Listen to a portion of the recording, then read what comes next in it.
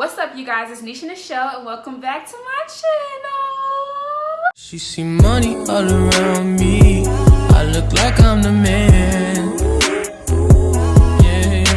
So, if you can tell by the title, today I'm going to be doing a 15 things I wish I knew before heading into college, before all of this craziness started happening. So, tip number 1, do not buy the textbooks. Textbooks are a freaking scam. If you have a professor that says that you need a textbook, I would recommend checking with like people who've taken that class before, or even like checking online. Go on ratemyprofessor.com, that's really good.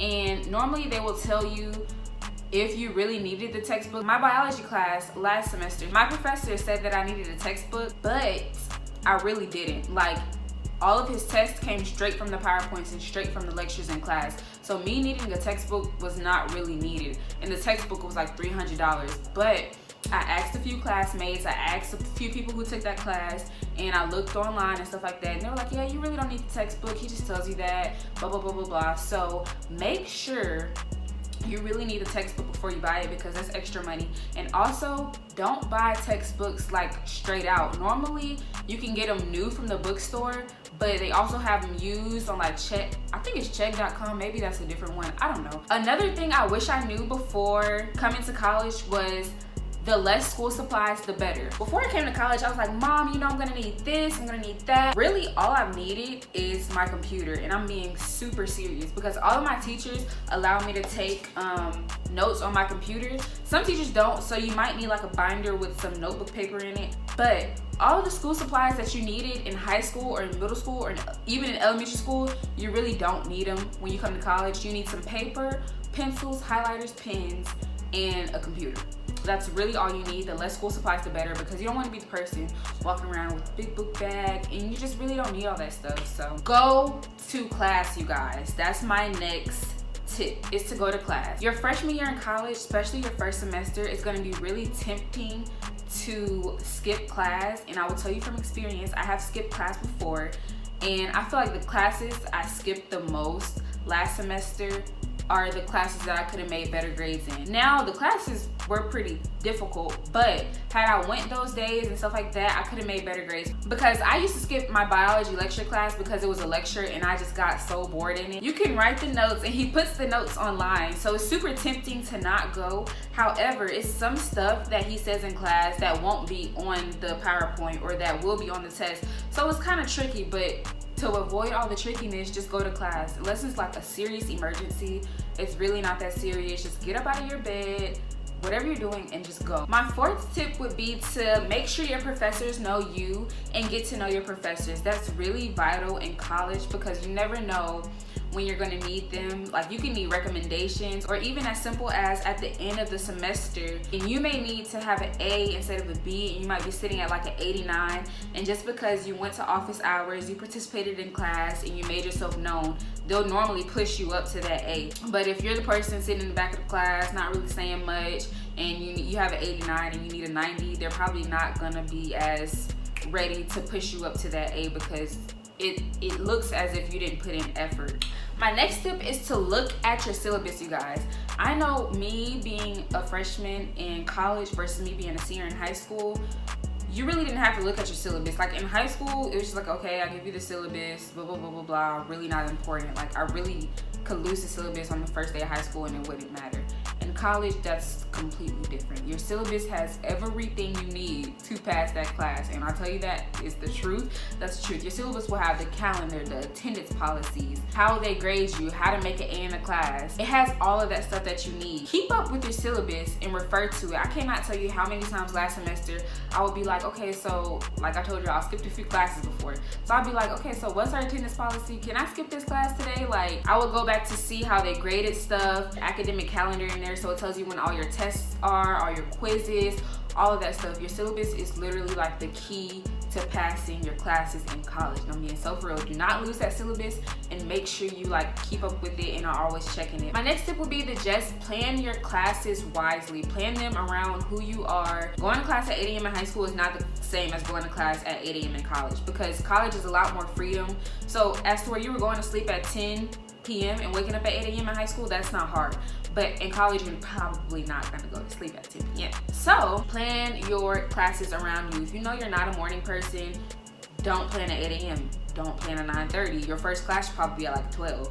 Or if you know you work better in the morning and you just wanna go ahead and get everything done and have the rest of your day, go ahead, take that 8 a.m., take that 9:30, take that 10:15 and be done. Me personally, I only like going Mondays and Wednesdays or Tuesdays and Thursdays. So this semester, I plan where I only have classes on Mondays and Wednesdays. That way I have Thursdays, Fridays, Saturdays, Sundays off, and I only have to go back on Monday. So yeah, just stuff like that. Make sure you plan your classes around who you know who you are, if that makes sense. Don't get caught up in relationships as a freshman in college, or any grade in college, I would say, because honestly, you can either find your soulmate or you're just gonna run through them like this, honestly. Especially like freshman girls who are trying to have a serious relationship with like a senior guy or some upperclassman. It can happen. I'm not gonna say that it's just gonna be bad experience for you, but most 9 times out of 10, they only want one thing, and you don't want to get your heart broken and have your freshman year terrible over just this one person.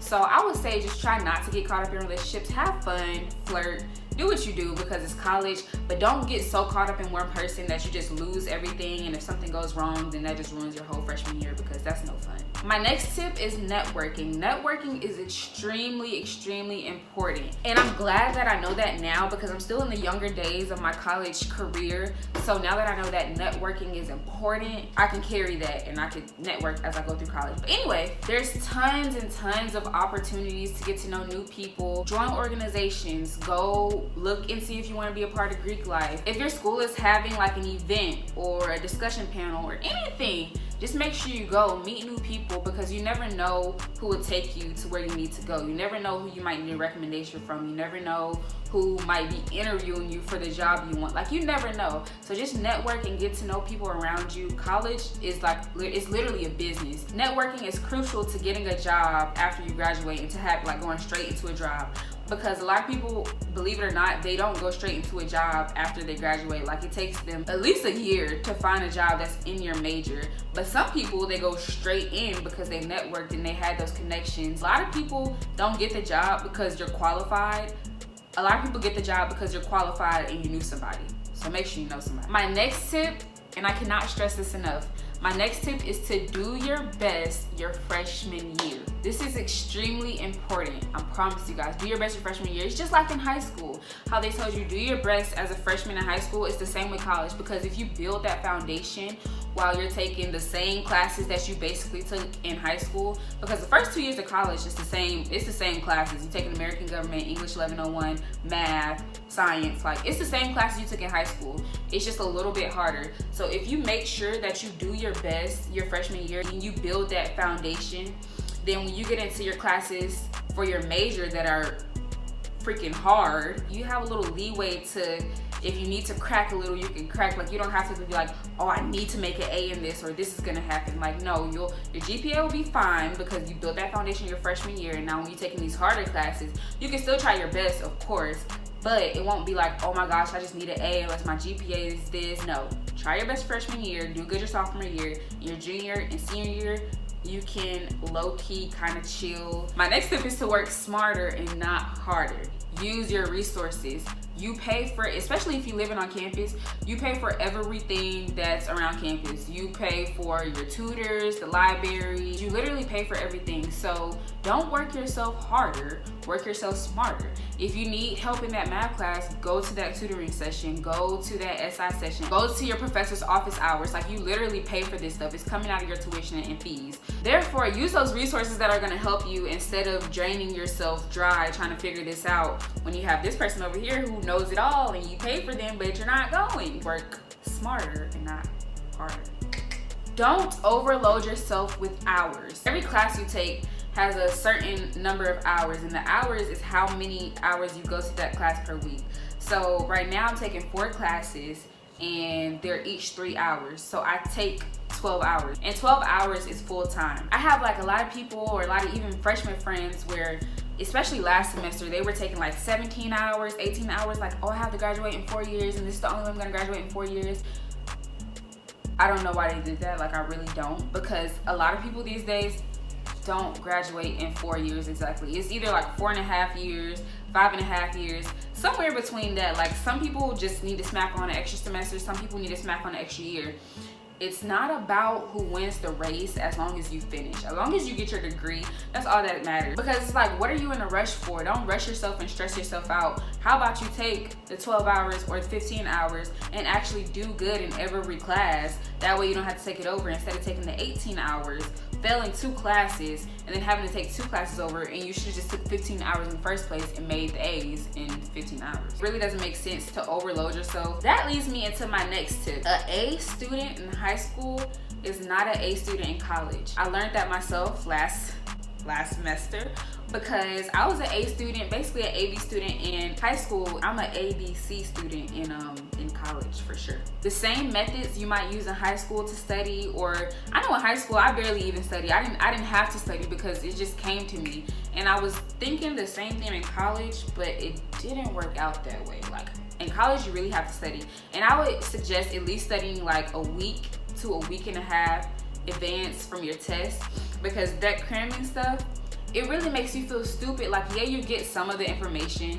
You get some of the information before you go into the test, but you realize, like, when you're taking the test, if I would have just studied that week or week and a half before, that I would have done so much better. The classes are a little bit more difficult. You do have to put the work in, you have to put the effort in. My next one is something that your parents might make you feel bad for, or even your friends. Don't be afraid to drop a class or even take a W. A W is basically withdrawal, but it's without penalty, I believe. Don't quote me on that, but I believe.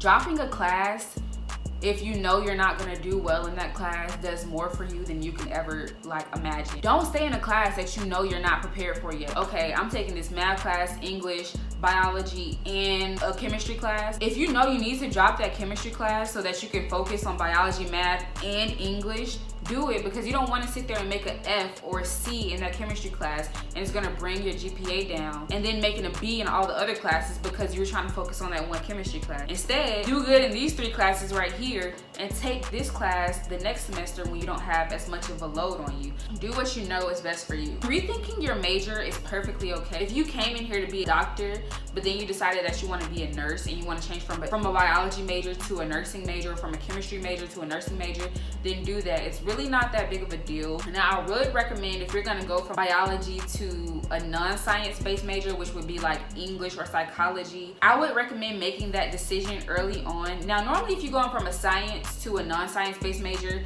you just end up having extra credit. You wouldn't need all like the science classes and math classes and stuff like that. But if you're going from a non-science based major to a science based major, I would recommend trying to make that decision as early on as possible, because it can keep you in school for longer. However, don't overthink it. If you're in high school right now, if you're still in your first semester of college or your second semester of college, don't feel bad if you're not exactly sure what you want to do, because you still have time and you can always change your major. I know people who've changed their majors like 15 times and they're still on track to graduate on time. So don't feel bad if you don't know what you want to be, or if you want to change your major, feel free. It's really not that big of a deal. My last and bestest tip that I have for you: college is a fresh start. You don't have to go into college with the same rep that you had in high school. Like, if you were known for being loud, ghetto in high school, you don't have to go to college with that same rep. Like, it's a fresh start.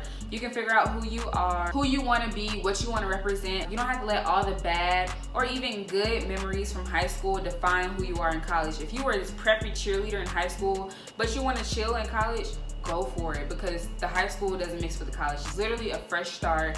You're around new people. You can make new friends. I don't know. That's my last piece of advice for you guys. Hope you guys enjoyed this video. Make sure you like, comment, and subscribe. Join the crew and make it do what it do. Okay, join the crew and make it do what it do.